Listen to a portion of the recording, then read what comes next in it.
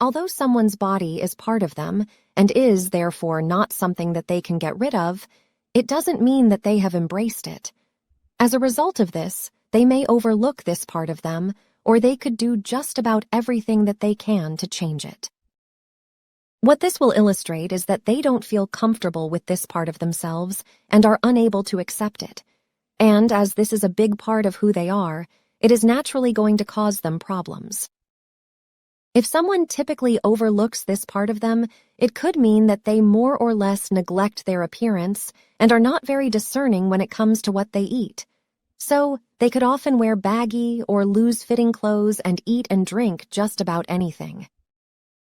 From the outside, it could seem as if they don't value themselves and are even abusing their body. Thanks to how they treat this part of them, they can often feel low and have very little energy. If someone typically does what they can to change this part of them, they could spend a lot of time dieting and exercising. Unlike the previous example, then, they could often wear clothes that allow them to show off their body. From the outside, it could seem as if they do value themselves and are doing just about everything that they can to look after their body.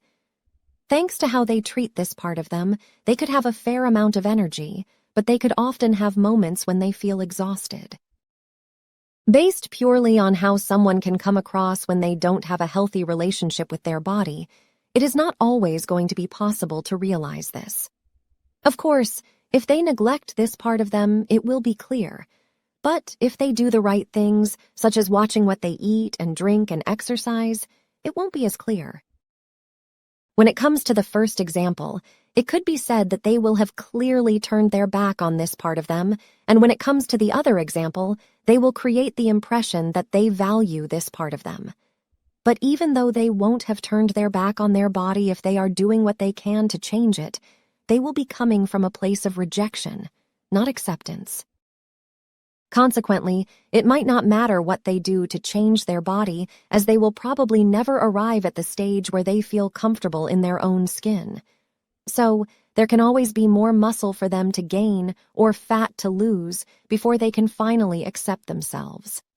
Ultimately, how they see their body will be the issue, not their body itself, which is why purely changing how it looks is unlikely to be enough. Still, this is not to say that they won't be able to experience self-acceptance from time to time. With this in mind, just because someone looks after their body and is in good shape, they can still have a lot in common with someone that doesn't. However, irrespective of what position someone is in, they might not be aware of why they are this way. They can then neglect their body and say that they don't care about it, or they can look after it and say that they do care about it.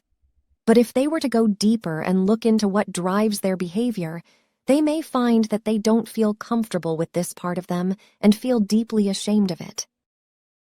After coming to see this, they could wonder why they have such an unhealthy relationship with their body.